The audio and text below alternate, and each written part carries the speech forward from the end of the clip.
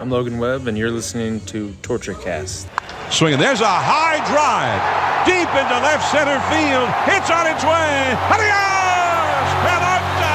Let's go Giants! SF Giants! Let's go Giants! SF Giants! A grand slam for Buster Posey's good friend. A podcast by and for fans of the San Francisco Giants. Chad King, Eric Nathanson, and Willie Dills. This is the Torture Cast.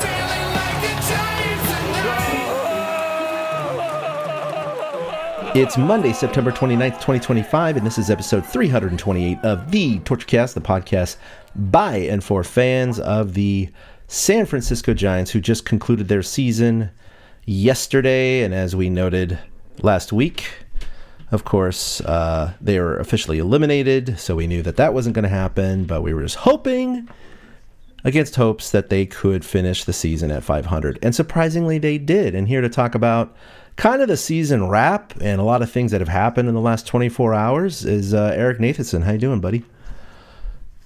I'm doing all right. A little sad that the Giants aren't going to be giving us any postseason stuff. But we woke up to some good news today. I shouldn't say good news. It's never fun to rejoice over somebody losing their job. But we did wake up to some refreshing news today that we weren't sure if the Giants had the cojones to pull off, and they did. So, it makes for a very much interesting offseason. And now we have lots of things to look forward to instead of just pining over what could have been. Yeah, what could have been, we've pounded into the ground over the last 2 months, but it's these little mistakes that make the difference in just a couple, 3-4 games. We even went as far as, like, if you just won one extra game a month, that gives you 6 extra wins. In the end, the Giants only needed 3 more wins. Both the Reds and the Mets tied, and they both backed in. Well, I shouldn't say they both backed in. The Reds backed in. The Mets and Reds both lost the last game. They both only won 83 games, Eric. That's not good. That's not good for a playoff team. 4 games above 500. The Reds get the tiebreaker, winning the season series against the Mets 4-2. So the Mets, who had one of the best records in baseball at the break, don't even make the playoffs. That almost happened to the Tigers too, with Cleveland making such a historic comeback after being down by as many as 15.5 games. They ended up winning the Central, but Detroit somehow still backed in to the wild card. But I admit, it's tough to be a Giants fan right now. It'd be a little worse to be a Mets fan. I'm going to say that. Oh, my God. The owner's apologizing on Twitter. We failed you, yada, yada, yada. But what a weird year. The most wins in Major League Baseball was Milwaukee with 97. So no team won 100 games this season. And you got teams falling into the playoffs with 83 wins in the Reds. And even on the American League side, Detroit won 87, and they are the 6th wild card. So it's not, the spread is Toronto with the best record in the AL 94, Detroit with 87. It's only a 7-game spread. It's a 13-game spread in the National League between Milwaukee. I'm sorry, it's a 14-game spread between Milwaukee and Cincinnati. Mm-hmm. So it's kind of interesting, though, that, some years we get the 107 and 106 win teams. And a year like this, who would have thought that Milwaukee and Toronto would have the best record, respectively, in each league? It's not something that you kind of think about before the season starts. The Yankees, the Dodgers, those teams make sense. Even Detroit a few months ago made sense because they were the number 1 seed for a long time. They had the best record in the American League. Mm-hmm. But it's kind of crazy to think that some of these seasons, they're a little more even. And there was no runaway teams this year, which I think makes the playoffs this season a whole lot of fun. Yeah, so we'll get back to maybe what they could have done to have won at least 3 more games in the season. I will say that, Ryan Walker blew a save against the Cardinals in this last homestand. He blew the save when we watched in Arizona, and he blew a save on the previous road trip in St. Louis. That was just in September, guys. That was just in September. Those are just the ones you're thinking of. As my good friend Brooks Knudsen texted today, Ryan Walker's going to look great in an Angels uniform next season. I'm telling you. Well, we'll get back to that, but it just shows you the razor, thin margins in some of these games that make an ultimate difference in the season. The Giants were that close to making the playoffs. Not as close as the Mets, but they were that close. So the big news that you were talking about was, the Giants are moving on from Bob Melvin, and we've speculated this for quite a while. You were the first to speculate this, even right after he got his contract extension back in July. At that point, I was like, no, I'm sure they'll keep him for a year. Not seeing another second half collapse by the Giants, which is another topic I'll get to later, because it's kind of astonishing how it keeps happening almost year after year. But yeah, kind of near the end of the season, I was in agreement with you. I was like, I think Posey's going to probably pull the trigger because he's shown to not put feelings first. I mean, look, he got rid of his friends, his ex-teammates. So you knew that he had it in him. He just wants to win. He wants to do what's best for the team. No hard feelings, etc. So he loves Bob Melvin. He respects him. He went out and, got him. It's time to move on, a 500 season, two in a row. Well, technically he was, 2 games under 500 for 2 seasons. But the point is, we kind of thought that was going to happen. And then yesterday after the game, they were asking Melvin about his future, and he's like, well, I got a meeting with management tomorrow morning, so we'll see how that goes. And it was like, uh-oh, that's never a good sign for the individual and being called in. So they've moved on. We have a lot to speculate on who might replace Bruce Bochy. But first, I wanted to play just one of the many clips. I'll just play one. Buster Posey this morning on KMBR. We've got to get back to a place where, we're getting in the playoffs. We're making runs in playoffs, and that's what our fan base deserves. That's what the city deserves. And as I mentioned before, or I don't know if I mentioned it, it's when seasons don't go the way you want them, it's never one person's fault. It's never one group's fault. But when they don't go the way you want them, you can't, in my opinion, can't sit there and say we're going to come back and do the same thing that we did this year for the next year. So, having said that, that's part of why we landed where we landed. I think that was really important to say. Basically, if what is the quote? It's insanity is doing the same thing over and over again and expecting a different result, right? Yes. That's exactly what he addressed there at the end. He's like, we can't just continue to do the same thing and expect a different result. And so he pulled the trigger, and I'm here for it. You definitely are here for it, because I do believe that Bob Melvin, if allowed to manage the team next year, we would have another 500 season. So might as well try someone new, fresh blood, get him in there. We have no idea who it's going to be. What did you think? Unfortunately, I was so busy with work and family stuff today. I had very little chance to do a deep dive into some of the articles and all of the Posey quotes from his interview. But you were able to do a little bit more than me. And so what did you kind of glean from everyone's analysis? That it made sense. It was time. The biggest thing I actually gleaned is everybody thinks the Giants made a mistake 2 years ago. It was basically down to Bob Melvin and Stephen Vogt. Oh, yeah. And we both love Vogt, too. I mean, I was fine with Melvin at the time, but something about Vogt was very, very intriguing. And he's shown that in 2 years in Cleveland, winning the division back-to-back seasons now, making the epic comeback that they've made, that obviously Vogt probably would have been a better answer. But, you have to go back 2 years. Farhan was making the decision. And after having Gabe and the new analytics type, movement, they knew that they had to go with a quote unquote adult in the room. And that's why they went with Bob over Vogt at that moment. And it totally backfired on them. Like you said, he's 2 games under 500 over 2 years. And so I appreciate that Buster recognized that it was time to do that. And you're right. The moment he signed his extension, I said it. I said, this is so often the kiss of death for NFL coaches more than anybody else. But this is so often that kiss of death of, okay, we have our faith in you. And Buster, brought that up today when he was talking about how the reason he did it was try to light a fire under the team. So that means they didn't give him an extension because they thought he was a good manager.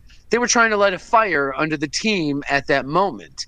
And obviously that didn't work out. It's like a $5 million bet. Right, which is crazy to think about. I know, because Bob Melvin, he's 63 years old. That's enough. We don't need a 63-year-old manager anymore. The Giants, as much as the tenure of Kapler ended in a funky way, his disciples are going on to do decent things. Mm-hmm. And, not that Cap was the right choice at that time. It made sense to fire him at that moment. It's just they made the wrong decision in Bob 2 years ago. They really did. And Buster was not a part of that decision. It was a Farhan decision.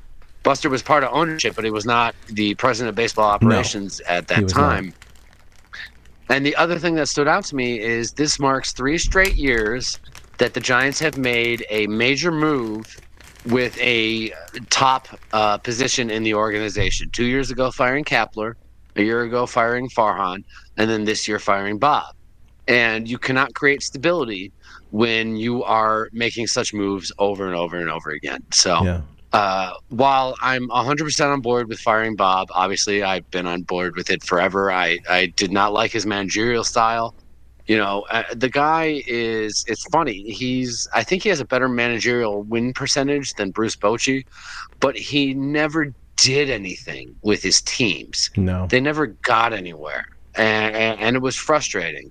And so I think it's okay to move on from him. From what I hear, Bob is probably not going to manage again, and I can't imagine any of us is going to hire him again at this point.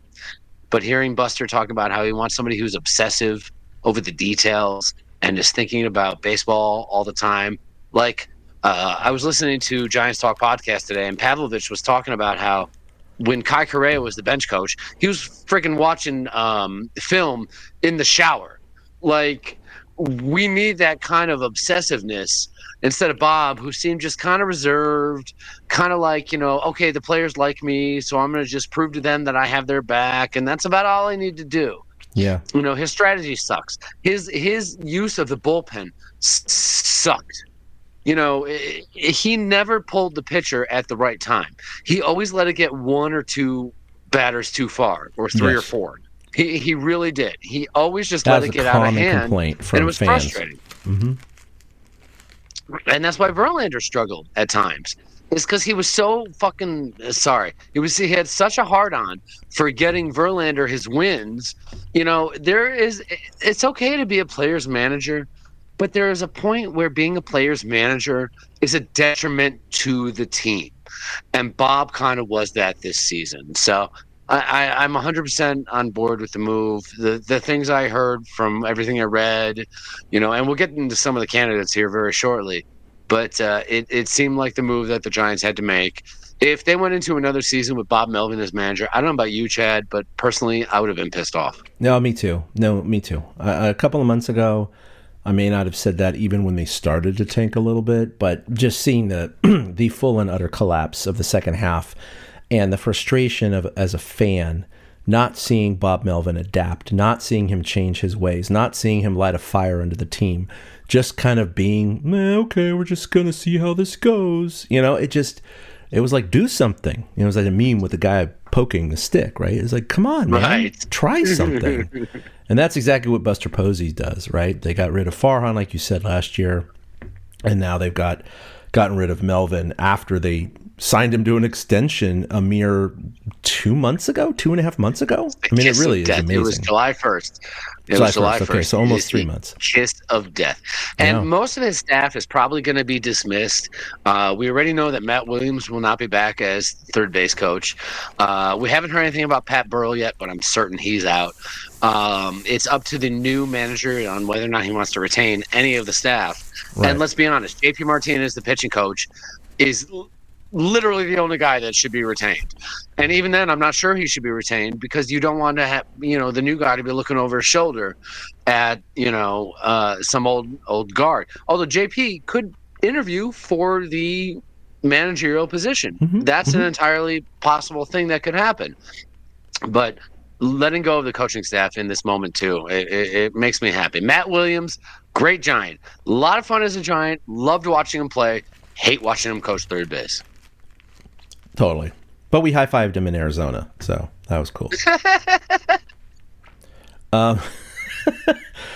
If you want to, any fans out there want to put on their tinfoil hats, today the Rangers and Bruce Bochy also mutually agreed to end his managerial tenure, even though it was the end of his 3-year contract. So what does this all mean? Well, let's ask your opinion first. Would you want Bruce Bochy to manage the 2026 San Francisco Giants? Oh, the nostalgia in me does. Absolutely. The little kid in me does, right? But no, of course not. Practicality speaks. Bruce Bochy brought us 3 championships. He goes to Texas and wins one in his first year. I mean, the dude does have some magic in him. I don't know what, but it's only blossomed over the last, 15 years or so. He has that touch. But in between, he has some real stinker seasons, right? So this guy isn't consistently good. He's consistent at winning more championships than any other manager. You can say that.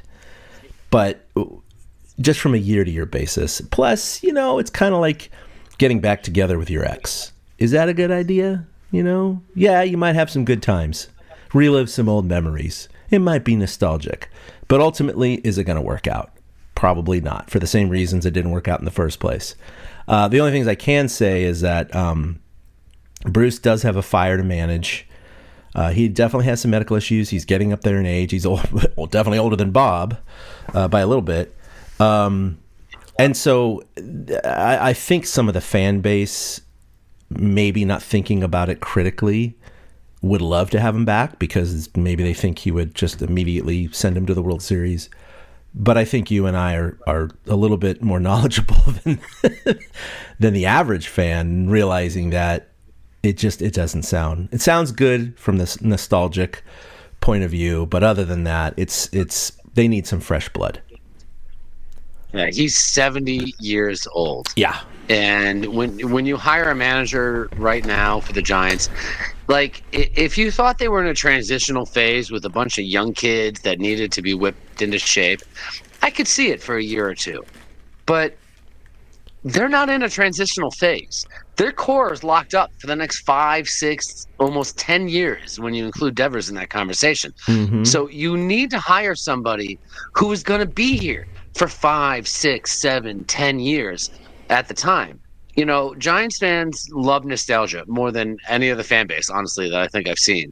But they fail to remember that Bochy went 64 and 98, 73 and 89, and 77 and 85 in his final 3 years in San Francisco. Yep. Not only that, he was the manager when they epically collapsed from having the best record in baseball at the All-Star game to losing 3-1 to the Cubs in the 2016 LDS. It's not a good fit anymore. And Bochy, I love him to death, and the Rangers have already offered him an advisory role. I suspect the Giants are probably going to offer him the same thing. And I'd be okay if Buster does hire him on and maybe picks his ear a little bit and asks questions about what some of the managerial candidates are that are coming up right now. But I hiring Bruce Bochy back makes no sense.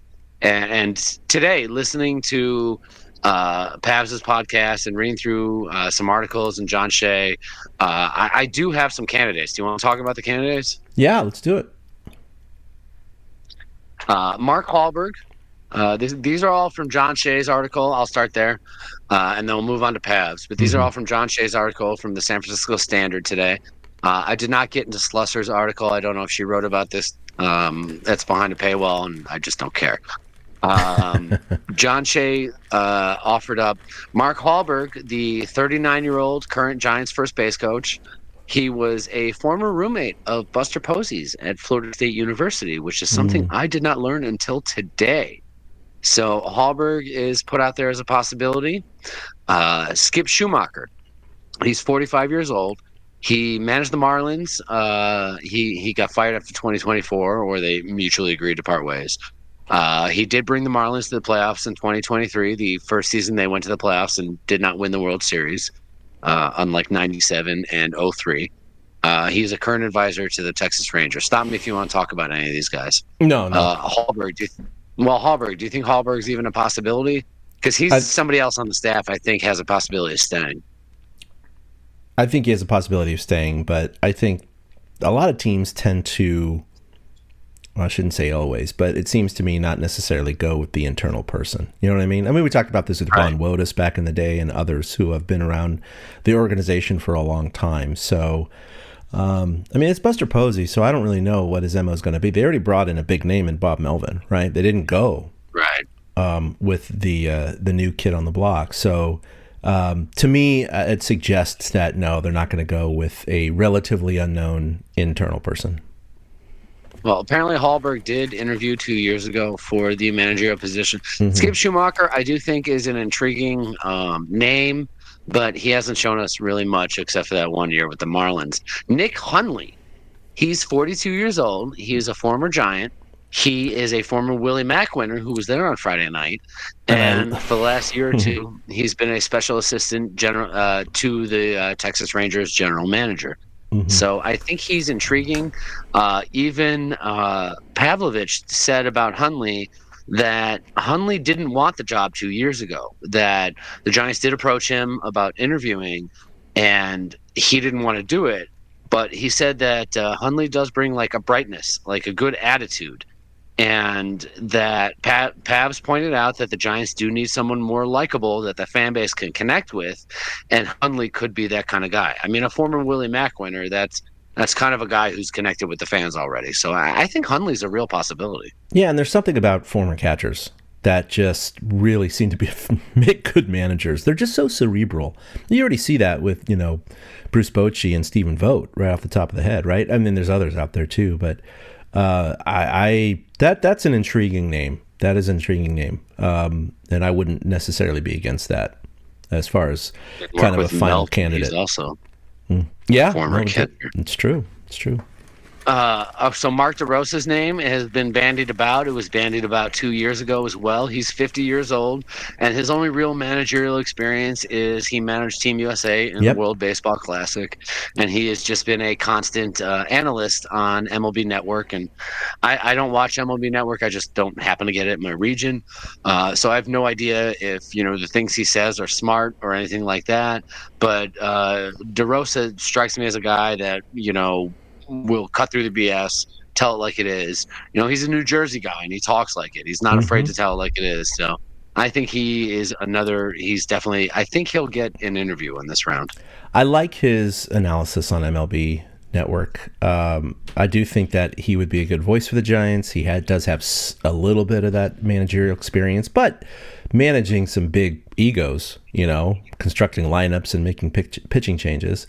And he played for the Giants for a spat, back in whatever it was, 07 or 08 or something like that. It was not a pleasant experience, though, for D-Row. No. He got injured. He didn't have...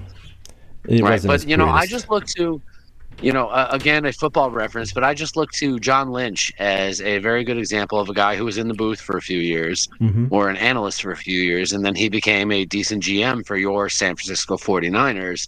So I don't think we can rule out DeRosa just because he hasn't literally been on the field in a few years. Right. Another name that's been coming up, Craig Albarnez. He's 42 years old. He was a Giants coach under Kapler, and at the moment he is an assistant in Cleveland under Stephen Vogt.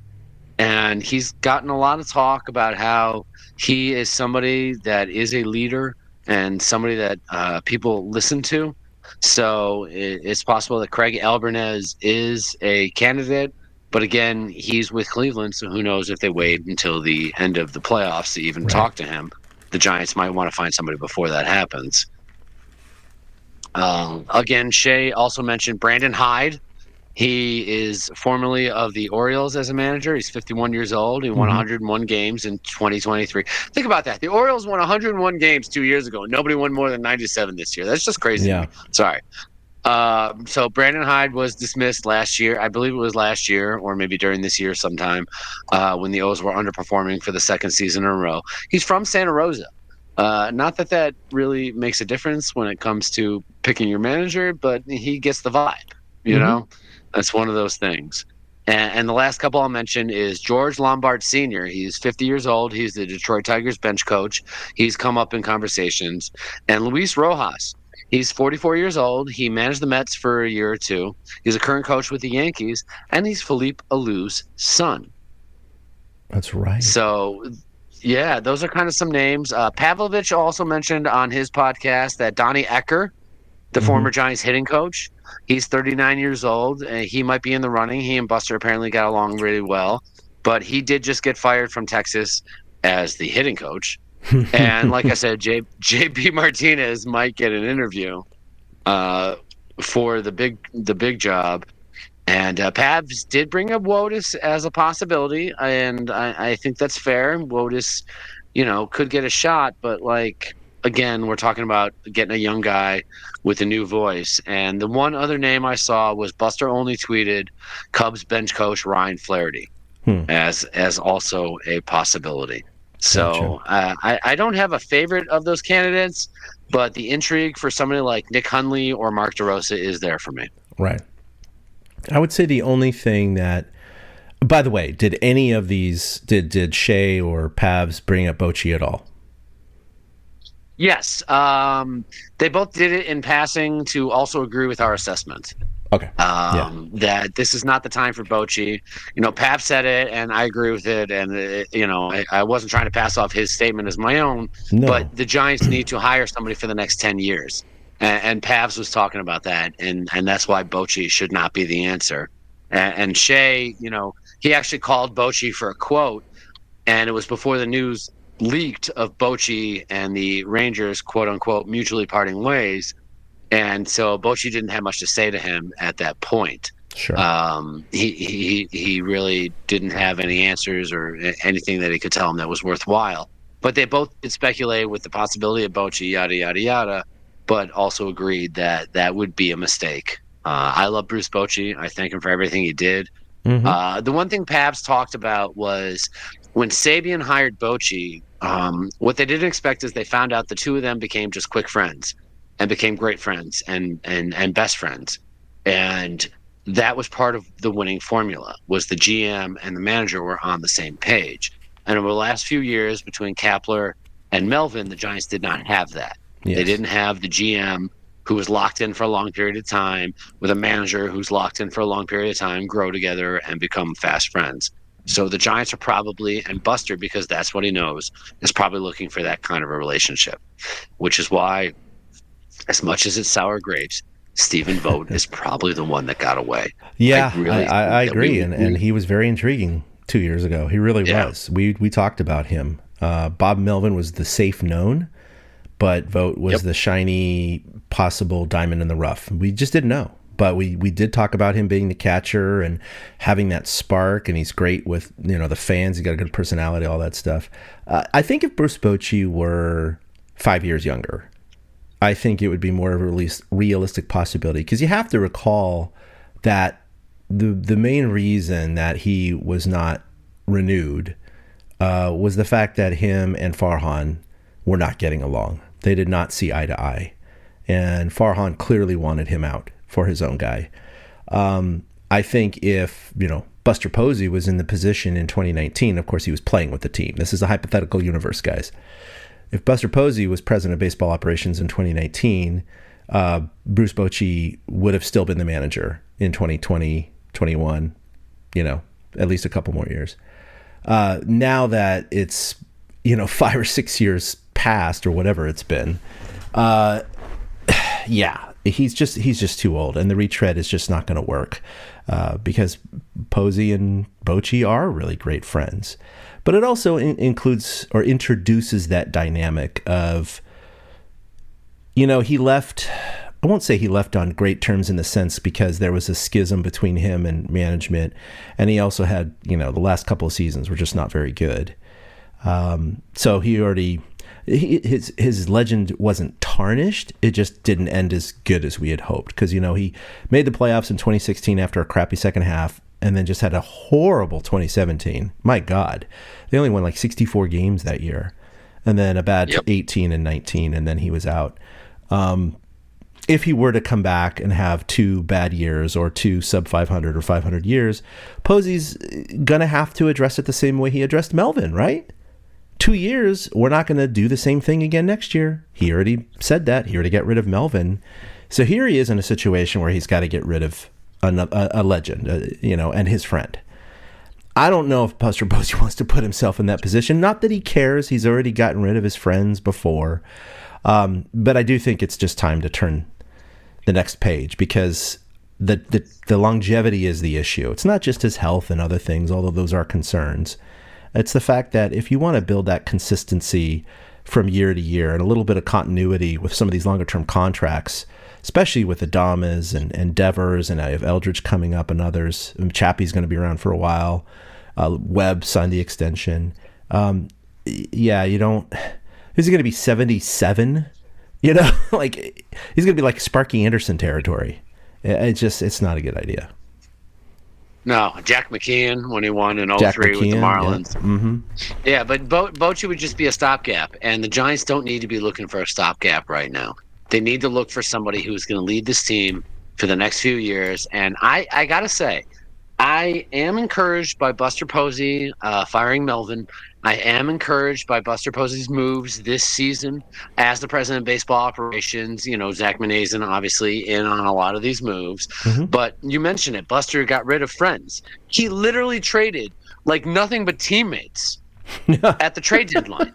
He cut a former teammate in Lamont Wade Jr. when it was time to cut Lamont Wade Jr. Yep. So I kind of respect the coldness that Buster is willing to take, and the broader view, maybe it's not a cold thing, but the broader view he's willing to take of the team. And I think that it's going to bode well for the future. I personally think that whoever Buster hires, this is the right choice. I really do believe that. Buster has shown over the years how smart he is. And, when he took over as president, we're like, okay, this is great. He gets the Giants' way. He understands things. But I think he gets it on a level that we want him to get it on.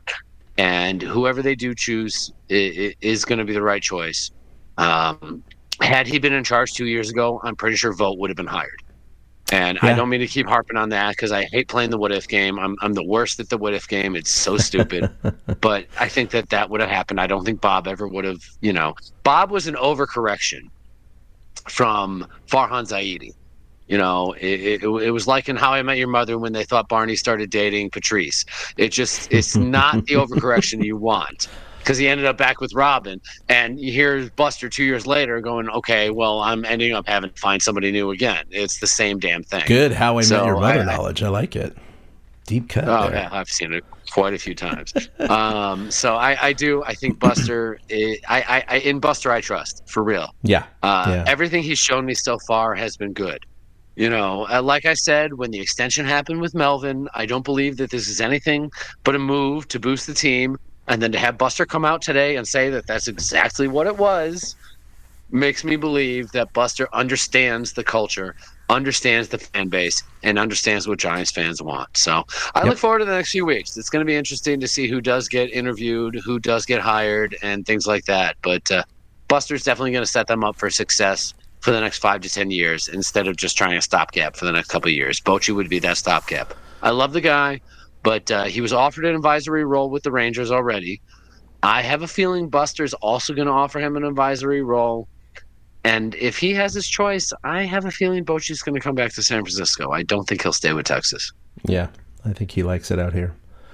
All right, well, look, the Giants somehow pulled out of their butts the last 4 wins. Now, granted, 3 of those were against the Colorado Rockies, who ended up with the worst record in all of the major leagues, so it's not exactly the most difficult thing to do.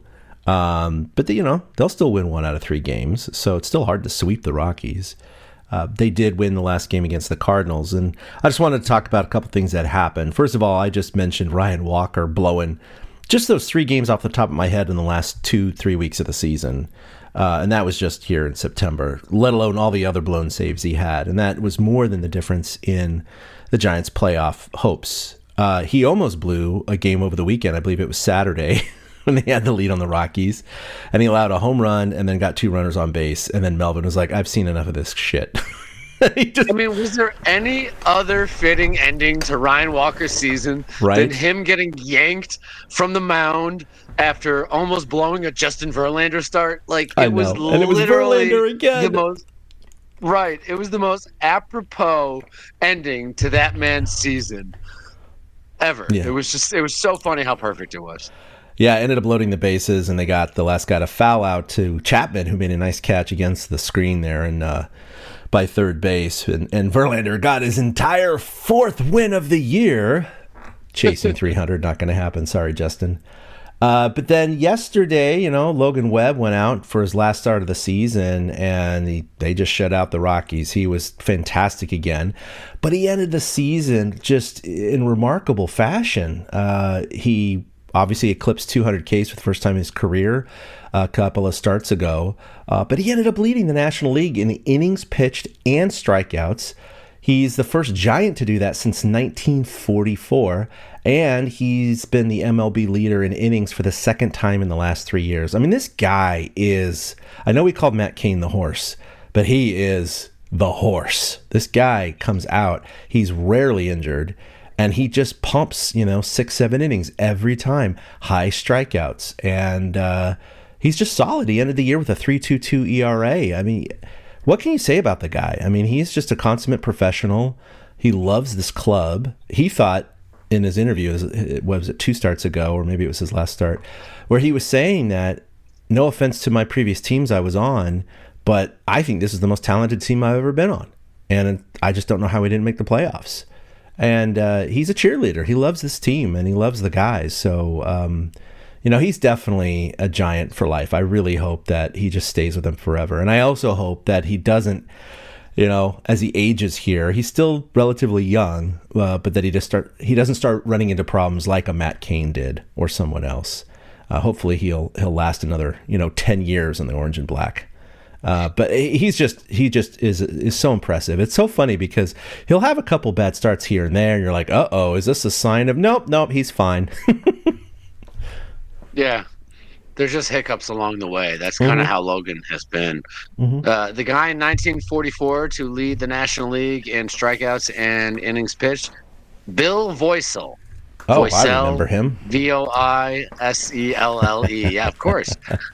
Interestingly, he started 41 games that season through 312.2 innings. He also gave up the most home runs in baseball while striking out the most batters and throwing the most innings. So it's very interesting because Webb led the league in innings pitched with 223 or some crap like that. Right. I mean, it's not a lot compared to what other teams have done or what other players have done in the past, but it's cool. I like Logan Webb. I think he's a bona fide ace. I really do. He is. I know there's been some resistance and pushback on that at some times, but I mean, he has really shown consistency over the years. He finished 2nd on the team, according to Baseball Reference, in WAR, 3.9 behind Chappie. And I'm sure Chappie's is weighted because of his defense. Yeah, includes overall WAR, yeah. Right. I mean, this is the 3rd straight season it's highlighted. Bold says that he led the league in innings pitched each of the last 3 seasons, which is crazy to think about. And he did have the most strikeouts in the National League this season. He also gave up the most hits in the National League this season. But when you have the most innings pitched too. Right, exactly. That's just a factor. It's just something that's going to happen. Because it's not like he gave up more runs. His earned runs over the last 3 years are 78, 79, and 74. Oh, wow. This was his lowest amount of earned runs. Right. 74 earned runs in 34 starts. I can't complain about that. That's less than a run and a half. That's a run and a half a start. And his starts are usually 6 to 7 innings on average. He's not a guy that goes 5 and dive. So, I got to give credit to Logan. I love watching him, and he was definitely one of the bright spots on the 2025 San Francisco Giants. No, man, I'm just completely surprised by how that ended up. So we can definitely point to Logan Webb as not one of the reasons. I don't know. He also finished with 15 wins, by the way, which is like the new 20. It really is. I mean, True. just no one gets that Very high true. anymore. So pretty good. Also, Willie Adames, we were, it was back on September 9th. He hit number 28. We're like, oh my God, he's got like 19 games to hit 2 home runs. Oh, it's no problem. And of course, he waits all the way until the fourth to the last game of the season to hit number 29. And we're like, okay, he's got 3 or 4 games left. And it came all the way down to yesterday, the very last game of the season. And in fact, Bob Melvin switched up the lineup and batted him first, and everyone was speculating that it was just in case hitting leadoff got him 1 extra at bat to hit 30. And what does he do?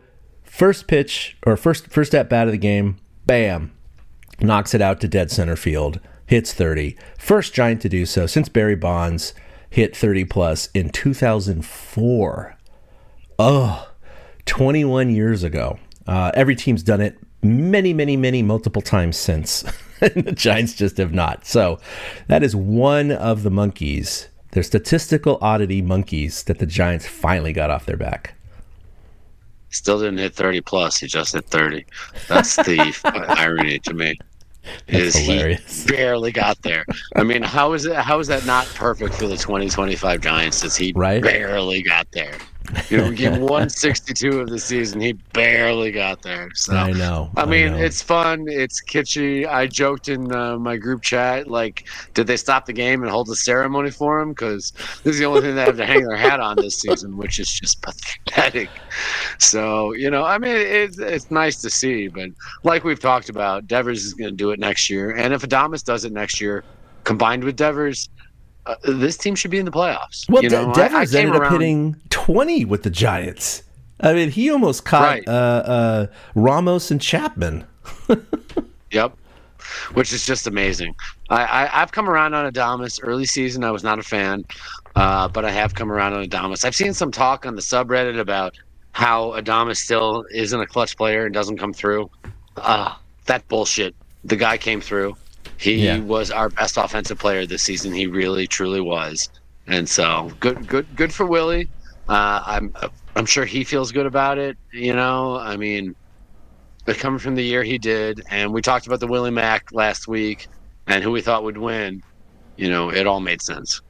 Yeah, that's the other thing that happened. And that's right. He hit number 29 the night that he won the Willie Mack. So that was Friday night.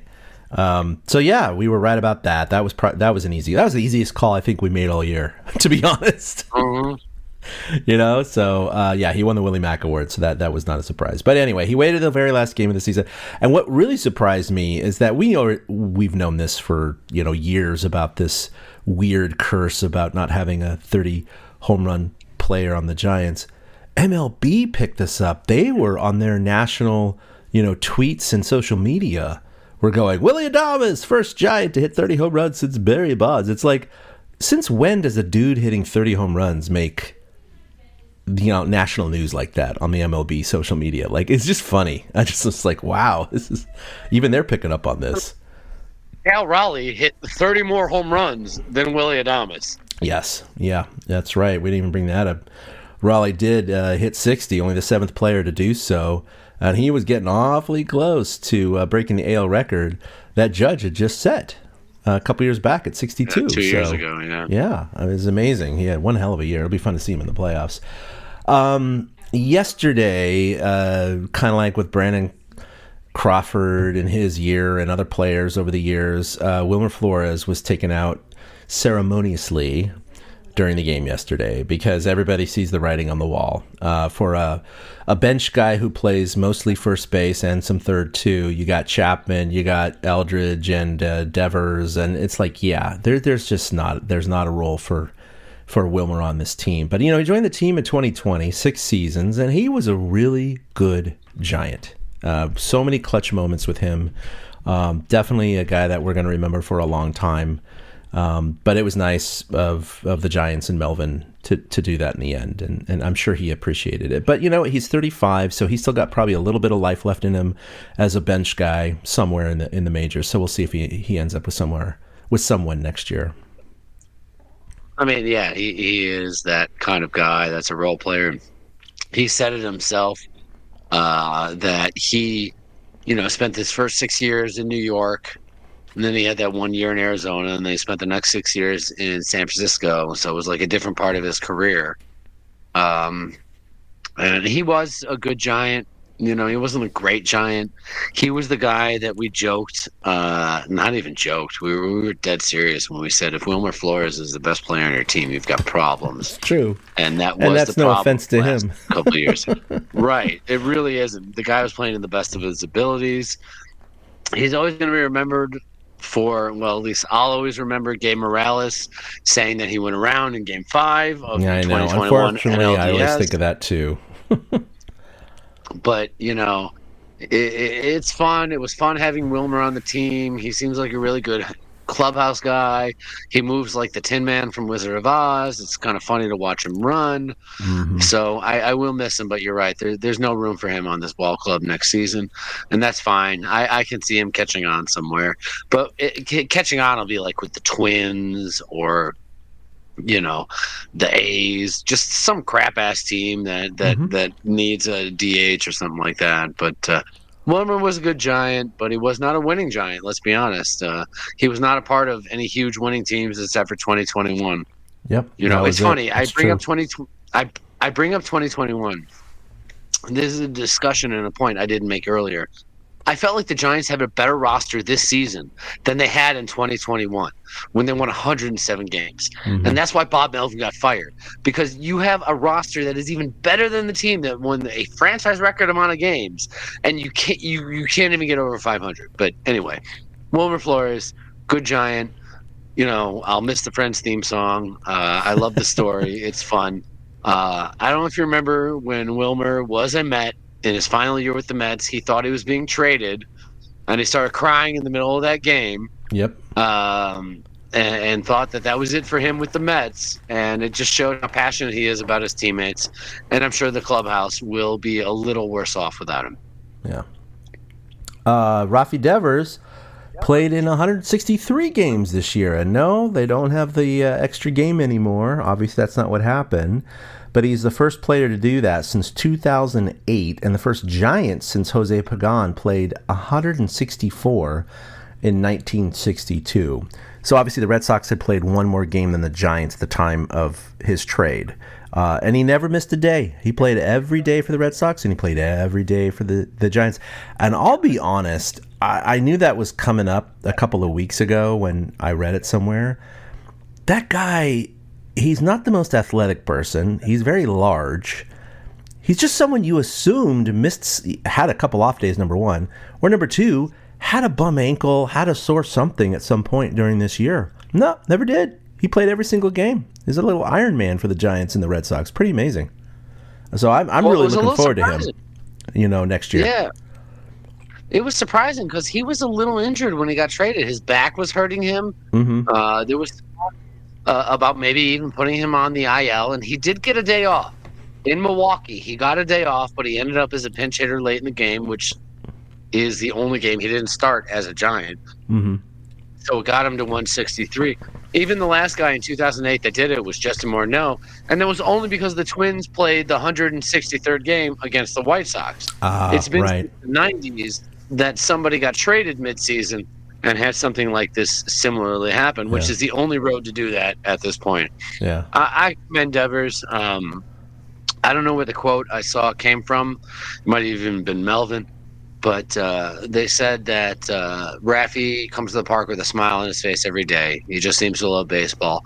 And I think we saw that reflected in the dugout with the way he interacts with his teammates. Yeah. He was said to be surly coming out of Boston, but I saw nothing but love and nothing but happiness with him in the Giants. We didn't see any of that with the Giants, so hopefully that is something that happened in Boston, because a little bit of that disrespect with third base and Bregman and whatever else went down with the GM, whatever.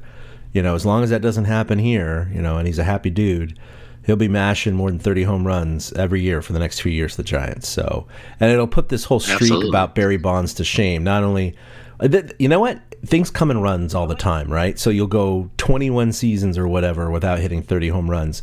And then you'll see,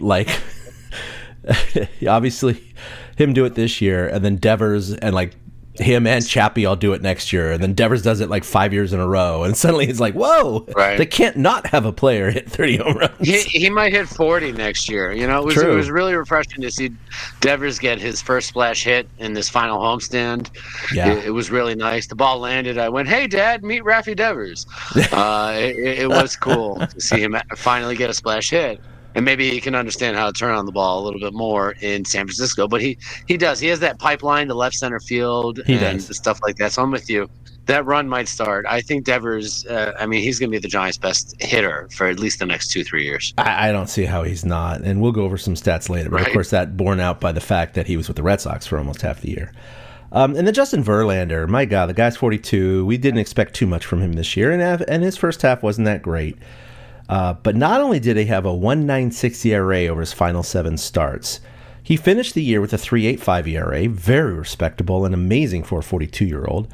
His field independent pitching was exactly the same, 3.85, and this was all in 29 starts. Additionally, if you look at his second half stats since the All-Star break, he had 14 starts, 2.99 ERA, led the staff, Eric. It was better than Webb. It was better than Ray.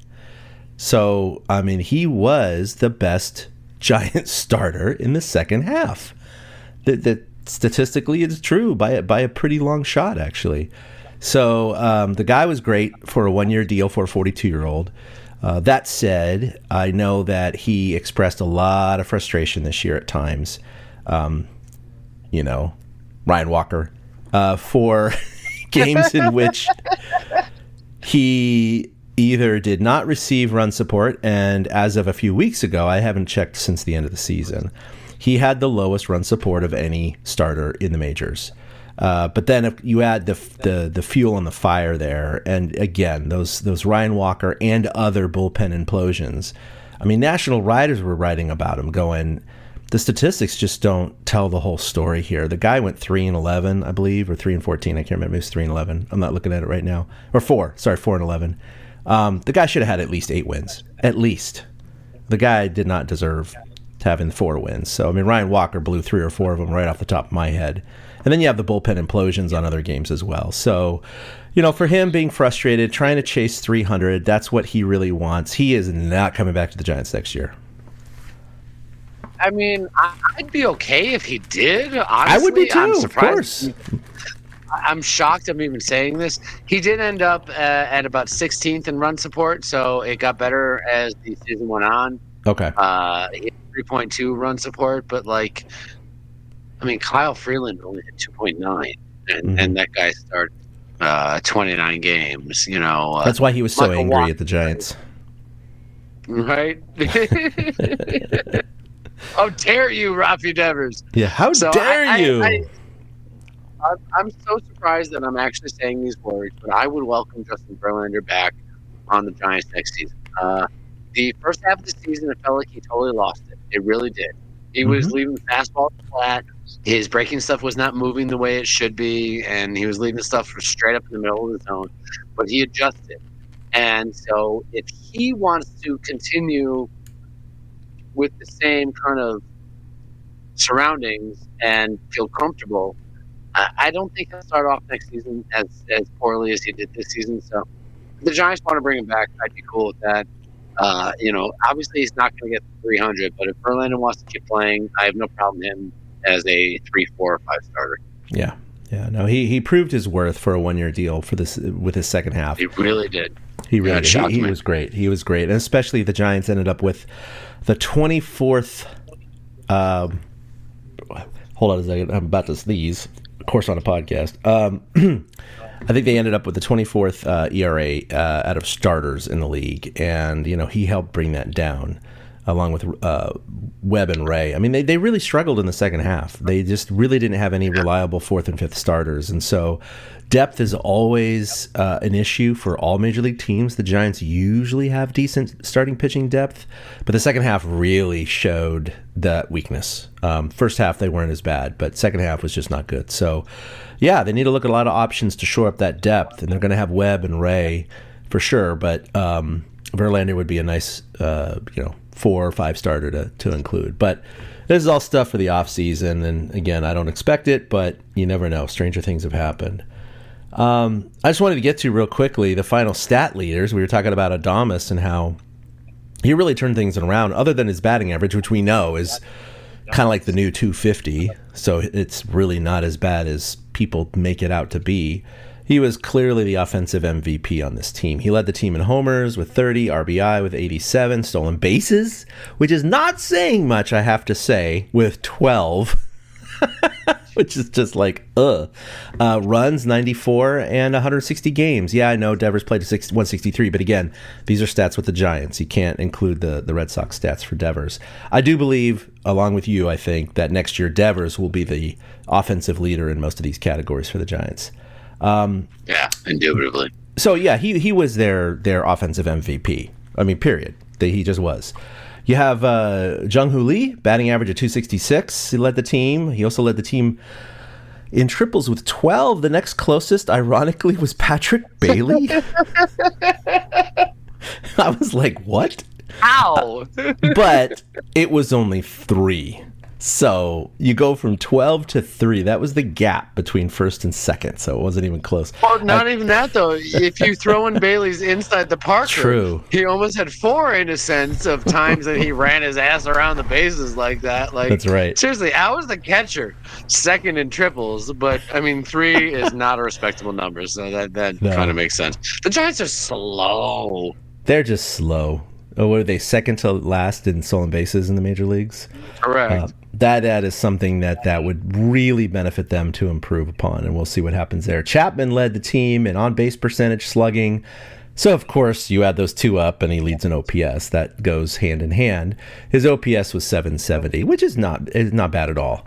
I mean, again, Devers was, I believe, slightly higher overall, but you gotta include this with the Giants, with the Red Sox.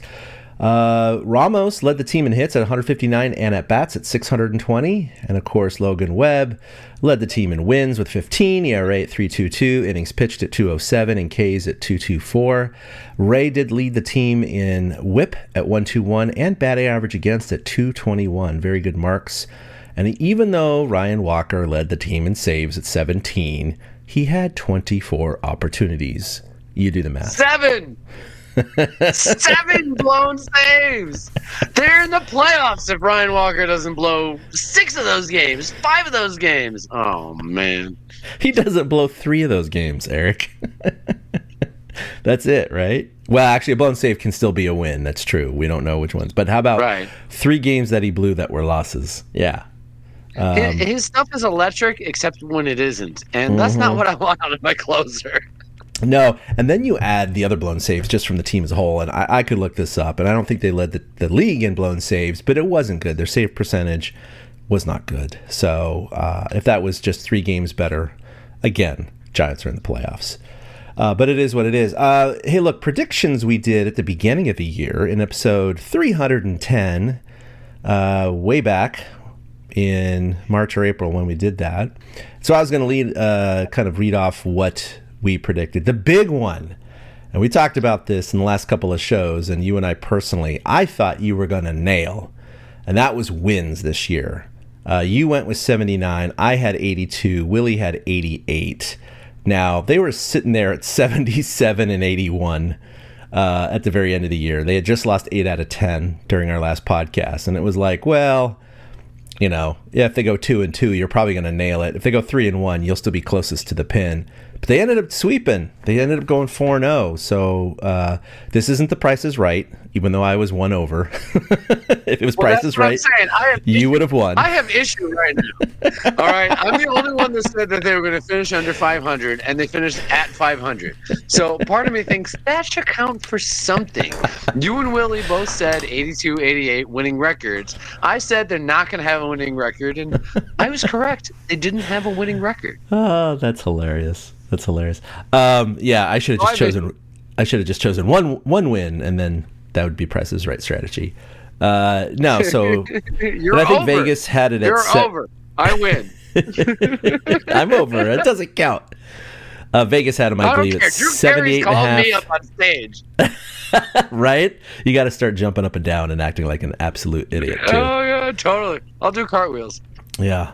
Vegas had them at 78.5 and 79.5, depending where you looked. So again, they were pretty close too. But 82 ended up being closest. Place in the NL West. Willie and I said third. You said fourth. They barely finished third, one game ahead of the Diamondbacks. How did they get ahead of the Diamondbacks? We literally saw the Diamondbacks destroy their season, and then the Diamondbacks just shit the bed after that. They did. What? Yeah.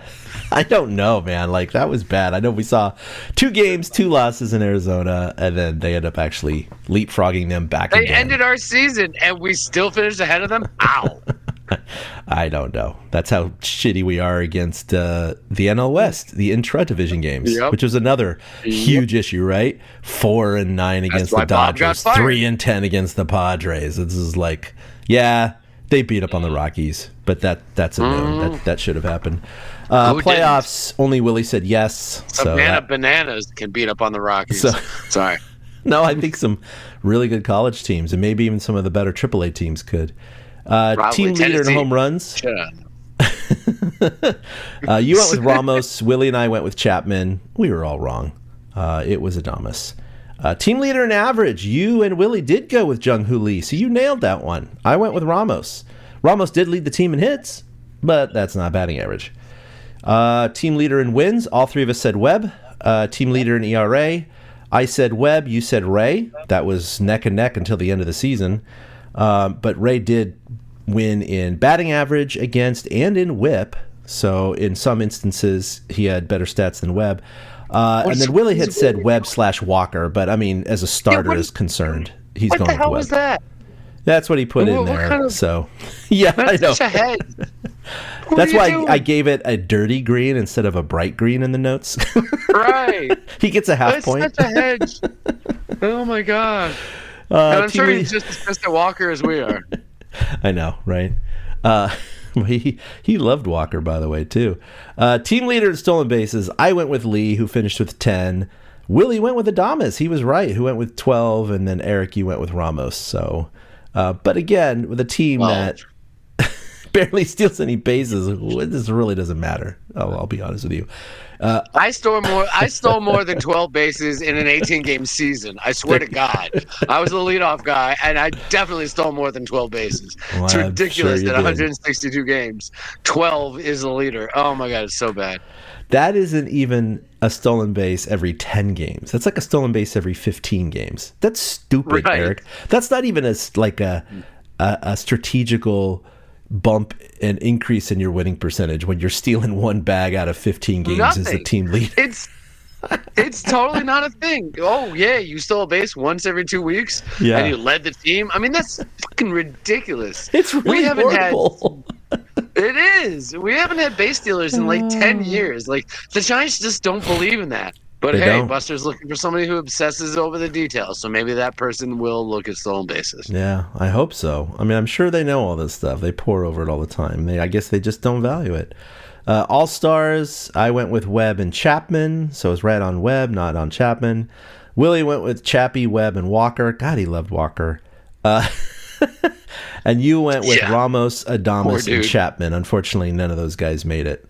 So scored just 1 point for Guess me and I Willie. Should have picked Evers. Oh, wait. Right? Would that have counted? And then special awards, we don't know yet. We all went with Gold Glove for Chappie, and Willie went Gold Glove for Bailey, which is probably a good call again. We knew that Bailey won it last year, and you and I chose not to put him in there, but I think he's potentially, looking at his defensive metrics this year, he was just head and shoulders above everyone else, so I don't see how he doesn't win the Gold Glove again this year. So yeah, I think Bailey has a shot this year. It's his last year to have a shot anyway. Yeah, right. Just a couple other things. We'll get to our playoff predictions in a minute because the postseason does start tomorrow. Just real quickly, at the end of yesterday's game, Adames and Chapman did come out, handled the end of season speech. I just saw a little bit of it. Most people said, it wasn't too bold. They basically didn't say much. Chappie just said, we're not going to disappoint you guys next year. Okay, we hear that all the time from teams. It's fine. It wasn't the Hunter Pence, yes. Of course, was that going in the playoffs? Empty words until something happens. I know, exactly. Also, I thought you would find this of interest. I don't know if you heard about this, but items for Willie Mays' personal collection were sold at auction that netted $6.5 million. I didn't even know that this was happening. But it happened over the weekend. It was a 2-day sale. There were 944 lots of items. And this was all to help his foundation, delivering education, training, and health services for youth through the Say Hey Foundation, which Willie himself founded in 2000. So some of the included items that sold were his awards from his historic 1954 season, including his MVP award, which sold for $458,000, his Silver Slugger Award for $246K, and his World Series ring for $458K. Those are some big ticket items, man. Like, that's crazy. Those just private collectors have those now. That's just weird, right? It's just it's interesting. His MVP and his World Series ring went for the exact same price at $458, $250. Exactly. I did think that was fascinating. But the highest price item was Mays' home uniform from the 62 season that was also worn during that year's All-Star game and possibly the World Series. Possibly. They don't even know if he actually wore it during the World Series. I'd like to know the story behind that. Right? Somebody still shelled out $634,500 for Mays' uniform that was possibly worn in the World Series. Like, that's crazy to me. That as somebody, and we talked about the memorabilia, as somebody who grew up with Willie Mays' signature all around me my entire life, like, it boggles my mind that somebody paid almost $650,000 for a jersey. It's insane. Absolutely insane to me. Maybe in 30 years they can turn a bit of a profit, but I guess keep it in a safe deposit box. I don't know what else to say.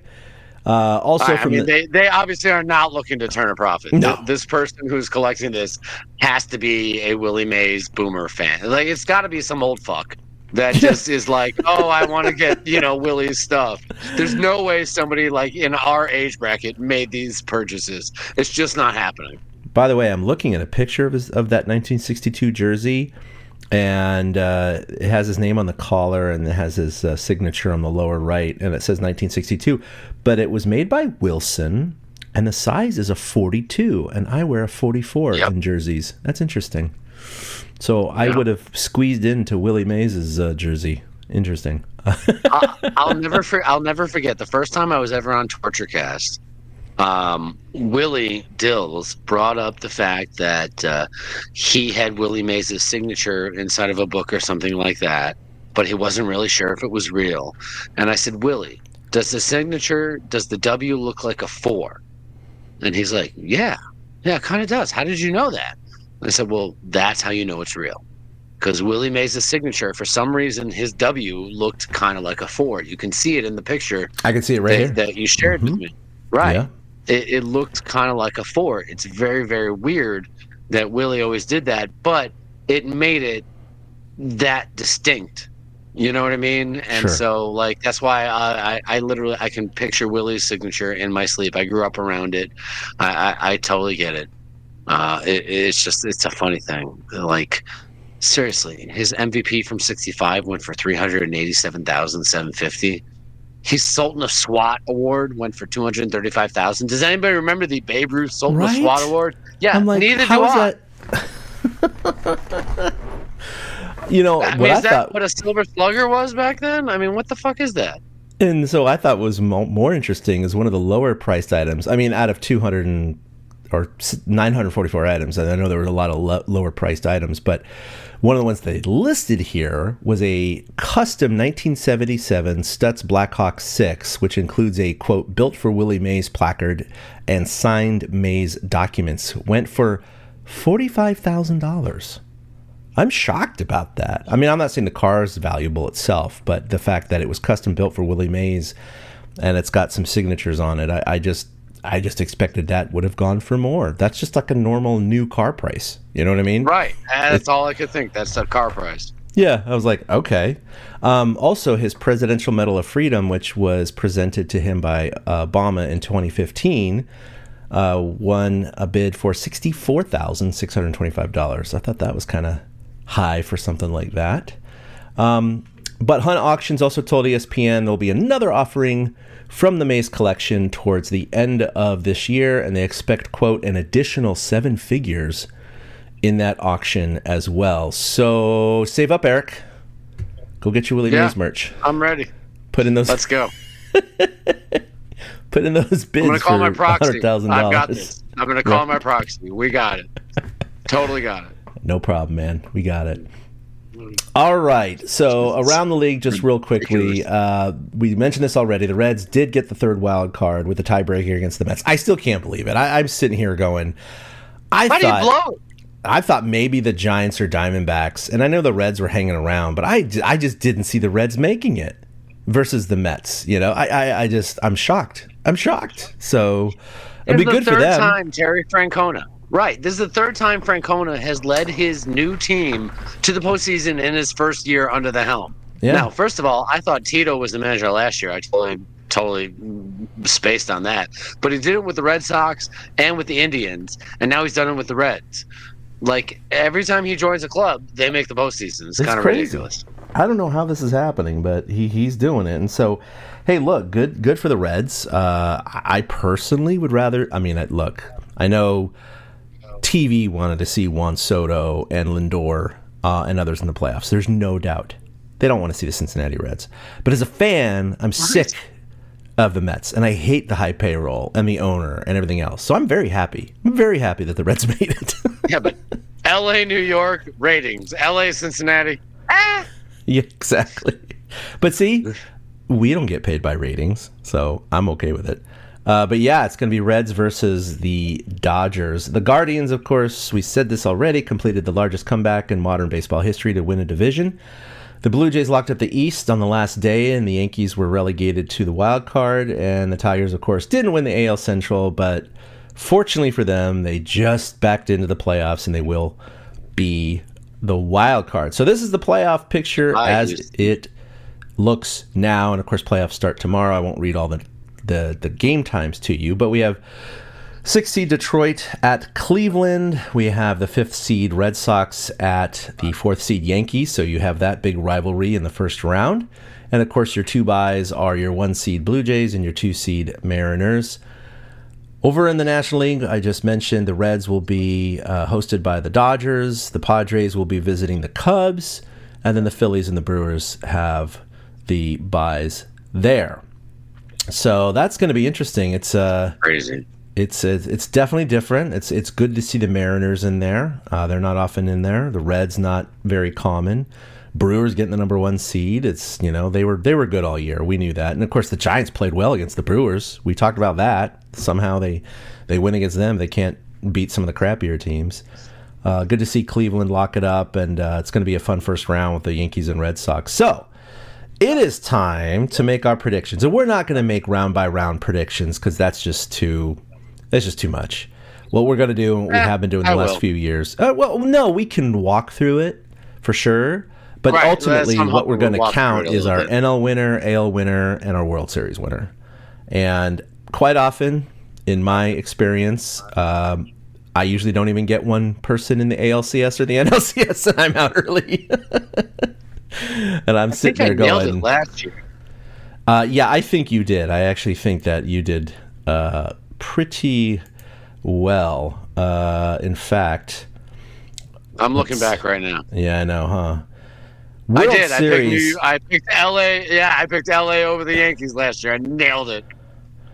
Yes, you did. I said, well, this is way after the fact. That's right. So I'm not looking at the right thing here. I said World Series LA over Baltimore. That was my pick. So I got LA. Eric. No, it was 306. Oh, sorry. You're right. I am definitely wrong. This was the beginning of the playoffs. It was the 24 season. Right. Oh, no, this is the season preview. Right. Sorry. So at the beginning of the year, I said LA over Baltimore. You said LA over Houston. But that was our season preview. So we're both right about the Dodgers, though. We're both right about the Dodgers. Yeah. But that wasn't really a bold pick, I'll be honest with you.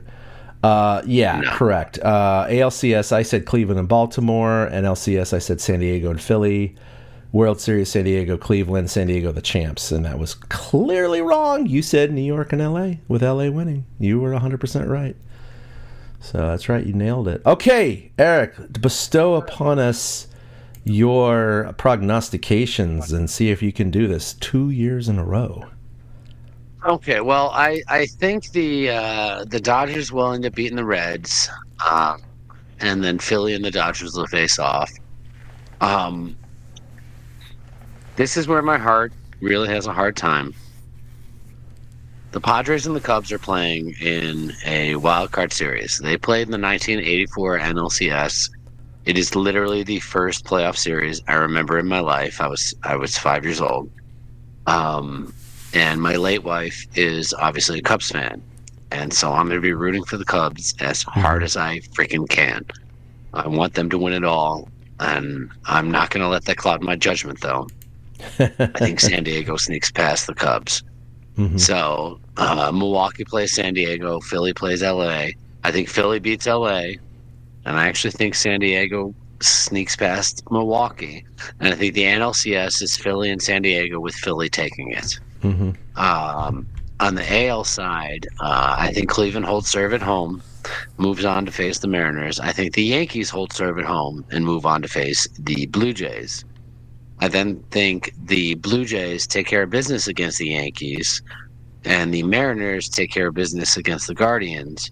And then the Blue Jays and Mariners in the ALCS, I think the Blue Jays beat the Mariners. And we have a repeat of the 1993 World Series between the Toronto Blue Jays and the Philadelphia Phillies. Where's Joe Carter? But this time, it goes a different direction. Joe Carter is nowhere to be seen, and the Phillies win. Nice. I think the Phillies win it all. I really do. Good. No, that's a good call. Yeah, I'll walk through this too. So I think Detroit and Cleveland, I do think Cleveland's going to win as well. They have all the momentum. Detroit's just kind of shell-shocked, I think, for almost losing it right now. We'll see what Scooball does in the playoffs. And that's the thing about these predictions, is that you tend to be more correct in longer series. You tend to be more incorrect in shorter series. And although they've got rid of the one-game playoff, it's a best of three. So if you have what is truly believed as the better team just blows one game, that's it. You're behind the eight ball because you only need to lose one more. So that said, I'm going to go Cleveland and Seattle. I think I don't know. There's something about spunky Cleveland. They were mediocre the entire year. It's kind of shades of Atlanta from a few years ago, Arizona, Texas, but definitely Atlanta from, what was it, 20? Yeah, when they beat Houston in 2021, I think, or 22? I don't know, whatever it was. No, it was 21. It was 21 they beat Houston. Yeah, they had a horrible first half record, and they were way out of the playoffs. Not 15 and a half games, but they were way out, and they came roaring back, and of course they went through and they won everything. So I don't know. There's something about Cleveland, and we're talking about Stephen Vogt. I think Cleveland gets their way to the ALCS. I think that New York will hold serve. I do think Toronto's going to win. This is where I think Toronto's going to finally end the Cleveland train. And I'm not a particular Blue Jays fan. They won 97 games. They're not, a 107-win team like the Giants, and look what happened to them anyway. So, yeah, I think I'm going to go Blue Jays, just like you, in the American League. And I know they're the number one seed. This is not a stretch here, guys. I didn't expect that thing. NL, definitely Dodgers over Reds. Again, rooting for the Reds. Phillies are a really fun team this year. I think the Dodgers, I know they won the World Series last year. I think they squeezed by the Phillies. I think Shohei's going to do something stupid, crazy. He's going to... They're talking about him starting Game 3 in the first round if necessary, blah, blah, blah. So I don't know. I just think there's going to be some heroics there. I think LA is going to make it to the NLCS. I think the Cubs are going to beat the Padres. I do think that the Brewers are going to knock off the Cubs. And then it comes down to LA and Milwaukee. I know that statistically speaking, I am always like, well, I'm just going to go the Dodgers because at least, if they do well, I'll win this thing. It's like, no, I'm not doing that. I do think the Brewers are the better team. I think LA will finally, Dave Roberts will make some mistakes in the NLCS like usually happens. Kershaw, of course, was left off the playoff roster for the wild card round, but as they get deeper, we'll see if... Yeah, he was left off the playoff roster for the wild card round. I didn't know that. That's... crazy. He will not be pitching in games 1, 2, or 3 against the Reds. However, that said, he certainly could be put on the roster for the DS and the CS. If he is, I expect full choking Kershaw in effect. At some point, we'll see. But I'm going to go with the Brewers for winning the NLCS. And then ultimately in the World Series, so it's going to be Brewers and Blue Jays. I think the Brewers can do it. I think they can bring it home this year. And again, not a big call here, guys. Eric went with the 1 and 2 seeds. I'm going with the 2 number 1 seeds. We're not picking. And you know what? It's probably stupid of us, Eric. Like every year or every other year, a wild card makes it to the World Series, right? 2 years ago, you had two wild cards making it. It's last just year different didn't happen. Nowadays, though. Yeah, I mean, last year Yankees and Dodgers were high seeds. I get it, but the year before that was the Rangers and the Diamondbacks. Right. So, so you think the Brewers win it all? I'm going to say Brewers to win it all. We did get Willie's. He had to work tonight, unfortunately, but we did get his stuff texted in, and he is going with the Brewers in the NL, the Mariners in the AL, with the Mariners winning it all. So I will say that all three of us do have different World Series winners. Here's a fun note on Willie's picks. The last time that the World Series featured two teams that hadn't won a World Series was 1906. Wow. It was the Cubs and the White Sox. Wow. Every World Series after that had a team in it that had previously won a World Series. So Willie's kind of going out on a limb here by saying, I mean, Milwaukee's been there. They lost to the Cardinals. Yep. The Mariners have never been there. Milwaukee lost in 82 to the Cardinals, Harvey's Wallbangers. But, Willie's prediction is like a 1 in 100 shot because of that. That it's been, I guess, a 1 in a 120 shot. It's been since 1906 when the Chicago Crosstown Classic happened that two teams played in the World Series that had never won the World Series. And that's what he's picking with the Brewers and the Mariners. Like you and I, you have Brewers and Blue Jays. Blue Jays won it all. Yeah. Twice in the early 90s. I have Phillies and Blue Jays. Obviously, Blue Jays won it all twice in the early 90s, and they've won it twice in 80 and 08. So, that doesn't make for a new winner that comes out of it. But Willie's pick does make for a brand new World Series winner, which is rare. Yeah. So clearly it'll be Detroit, Cleveland, Boston, or New York. Chicago, San Diego, LA, Tigers, Padres, like 1984 or something like that. Yeah, it'll be a team from the first round that makes it to both sides, and we'll all be wrong. Clearly, it'll be Phillies, Blue Jays. I got it right last year. I'll get it right this year. No, I cannot accept your skepticism. That's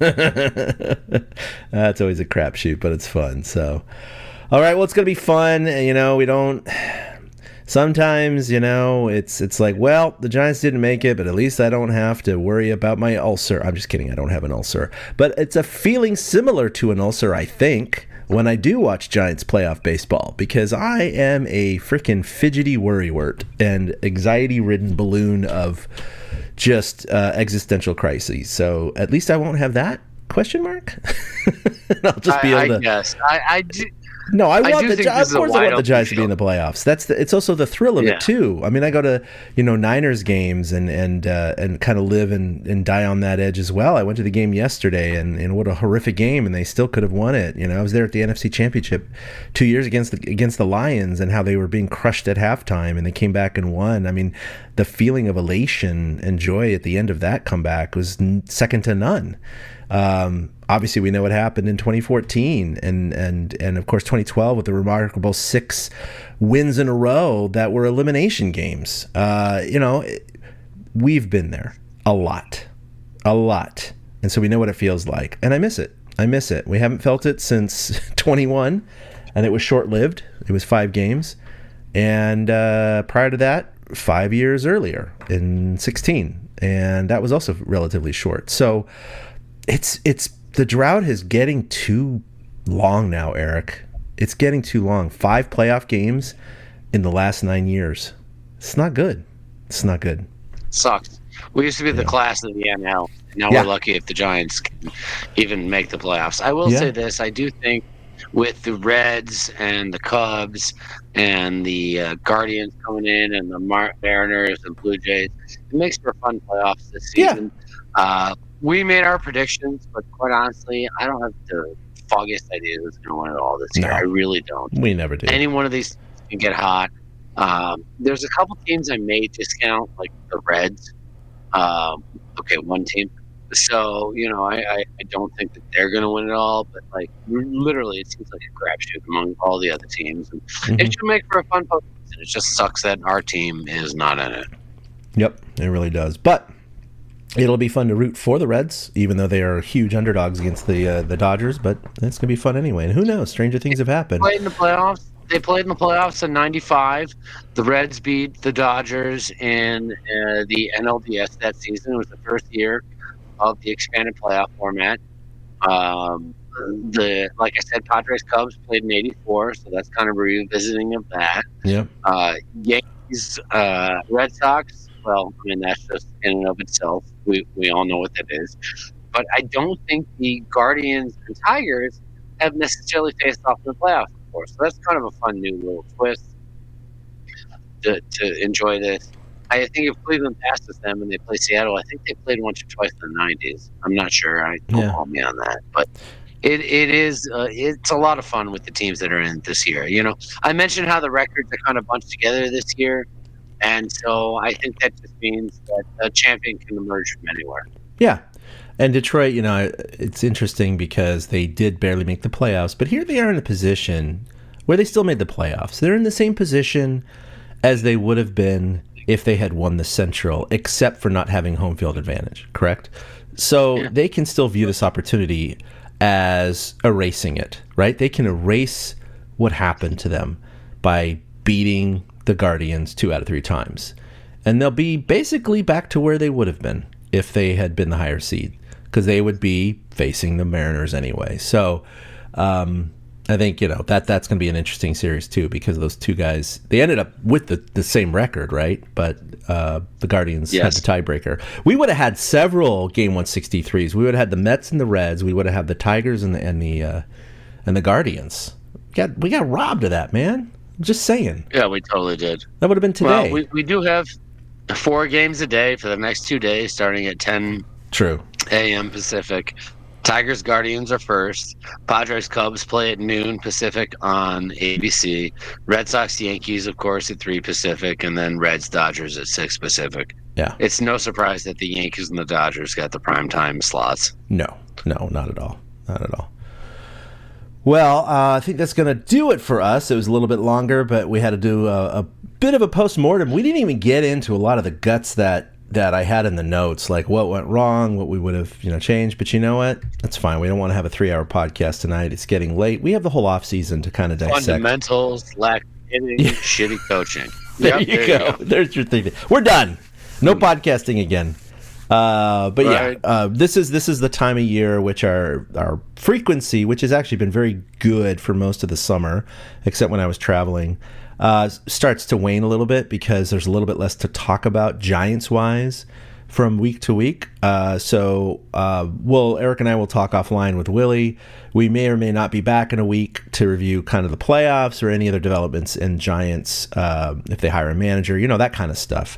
But that's kind of what we approach the offseason with. It's a wait and see till news happens, and then we'll record after that. So we may or may not be back next week, but certainly within a couple of weeks, because we like to review the playoffs as we move through the stages.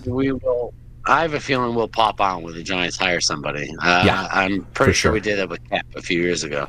Yeah, no, if they do this week, then for sure. But again, if they want to interview some people that are certainly occupied in the playoffs, then the Giants are going to wait to conclude this search, and name the successor until after the playoffs. So we'll see what happens there. But until then, you can follow us individually on Twitter at ChadK21, at 2OutHits with the number 2 for Eric. You can email us at torturecast@gmail.com and like us on the socials. We got Facebook and we have Instagram, and you can find everything at torturecast.com. And of course, we're posted wherever you find your favorite podcasts. Eric, you have anything going on that you want to report out? Shout out to that couple from Utah who checked into my motel a couple nights ago and said they were looking for new podcasts to listen to. I'm sorry, I don't remember your name. I had a very long week. But shout out to the two of you, and I hope you're listening tonight. You know what? Right before we conclude, there was just one more thing, because it's in the right of the notes here, I wanted to bring up, particularly the last 4 years, right? 22, 23, 24, 25, is their second half collapse. Okay, so 2022, first half, they were 5 games above 500. Second half, they were 5 games below 500. 2023, they were 8 games above 500 in the first half, 12 games below 500 after the All-Star break. Last year was a slight flip-flop, but it was closer to 500 on both ends. 3 games under first half, 1 game over second half. And then this year, another big spread, 7 games above 500 the first half, 7 games below 500 in the second half. And that's after winning the last 4 games, by the way. This team collapses in the second half, and I don't know why. We'll talk about that in a future episode, but just wanted to leave that little nugget out there for you. Do you remember Friday, June 13th? Friday the 13th, Yes. The Giants were freaking tied for the division lead. Yes, they were. I remember this. Yeah, it's even worse when you backtrack it to a specific date, but in general, the second They half. traded for Devers 2 days later, and But here's the crazy thing. If you even go back, because 2020 was a shortened season, and 2021, it was 107 wins, so they were above 500 both 29 halves. and 31. But in 2019, it was a horrible year. They were under 500 both halves. 2017 was another horrible year. They were under 500 both halves. But in 16 and 18, 16, of course, they had the best record, as we know, in baseball. And then they went 30 and 42. 30 and 42. 12 games under 500. They were even worse than this second half this year. They made the playoffs and got bumped, of course, by the Cubbies. And then in 2018, they were only 2 games above 500 in the first half, but they finished 18 games under 500 in the second half. So I'm just saying, I haven't done the math, but if you add up from 16 through 25,